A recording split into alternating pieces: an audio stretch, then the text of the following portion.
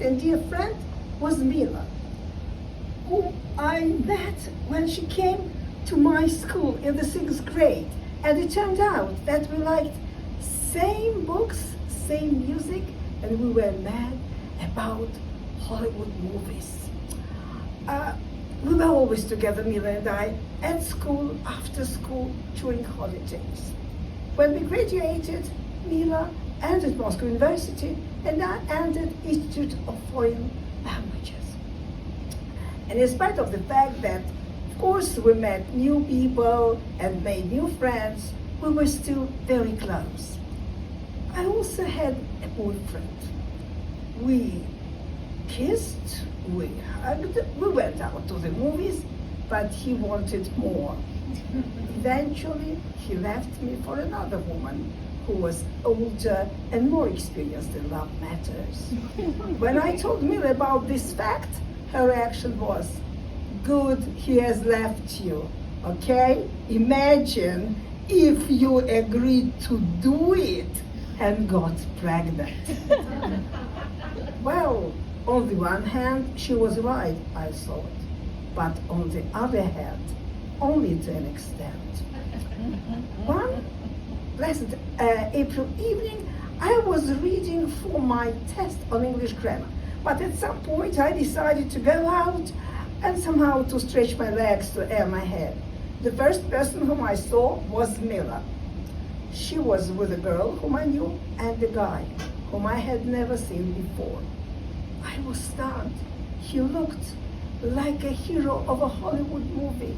Tall, well-built, beautiful face with a square chin, and broad, white teeth smile.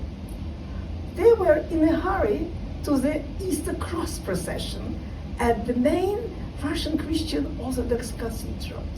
Although religion was not socially accepted in the Soviet Union, going to the cross procession was like a tradition in Moscow, and the government of Moscow was turning a blind eye to it. "Oh, Mila, can I go with you, please?" I said. Mila paused. She frowned, but before she could answer anything, the guy said, "Oh, yes, of course, join us. I'm Victor, by the way, Ella." While we were waiting for the taxi, I asked Mila about Victor. She said that they studied together and he lived not far from us. Well, in the taxi, Mila took the front seat because she was car sick. I was sitting next to Victor at the back seat. He pressed his arm against mine, and it was like a discharge of electricity.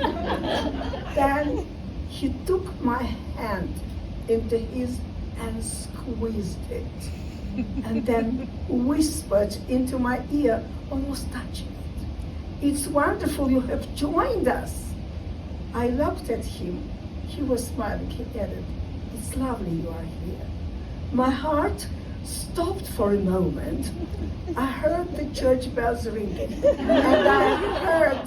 and I had a feeling that something important was going to happen. I caught my breath in euphoria, and I, a Soviet girl raised as an atheist, suddenly thought, I met Victor not through a chain of coincidences. It's providence. We came to the place of our destination. There were other people whom Mila knew. Oh, well, they had some booze with them. I also had a sip or two because it was cold, chilly, dark. There were lots of police around. The police was there to maintain the order. However, we knew that if they saw a younger person, they could come up and say, "What are you doing here? Are you a member of the Young Communist League?" And they could even report to your place of work or study. That would ruin your career. But at that very moment of my life, I couldn't care less, whatever. All I cared was Victor. Victor said to me, "Look, you look tired. Let's go and find a bench. Wait for the cross procession there. We found a bench, sat down, and started to kiss. He was saying something about love from the first sight, that it was like a sunstroke. And I believed him. He sounds so convincing, so sincere, so genuine. He probably believed what he was saying at these moments himself. My heart was racing. My head was whirling. It was like temporary insanity. And I was ready to give myself to Victor right away on this very bench, in spite of the cold weather and the risk to be arrested for public indecency. Here I heard Mila's voice. Ella, Victor, where are you? The cross procession had started. Okay, we had to follow her to join the crowd. Well, we were holding hands, exchanging glances. Victor was making some funny comments. I was laughing. Mila sighed with indignation and said, have at least some respect for the feelings of the believers. I decided not to spoil the moment and argue about believers and non-believers. Half of the crowd were damn drunk. They could hardly stand on their legs. Well, the cross procession was over and we went to fetch a taxi. In the taxi, there was one taxi, but 5 of us squeezed into it. Mila was sitting at the front seat, as usual, because she's car sick. And I was sitting on Victor's lap. He was, he was stroking my hair. I closed my eyes. Some 10 minutes after, I heard Mila saying, Victor, are you okay? Are you sane? Do you plan to have anything serious with Ella? She has a boyfriend, and she's pregnant, by the way. My inner self was shouting, it's an outrageous lie, Mila.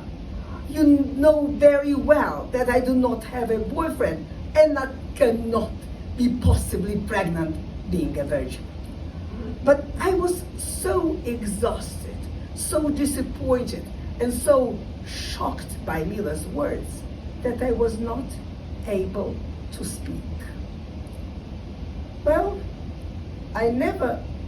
Victor never called me. I never saw him again. And Mila, yeah, she was mean. Nobody can deny it. But I decided to forgive her because sisters before misters.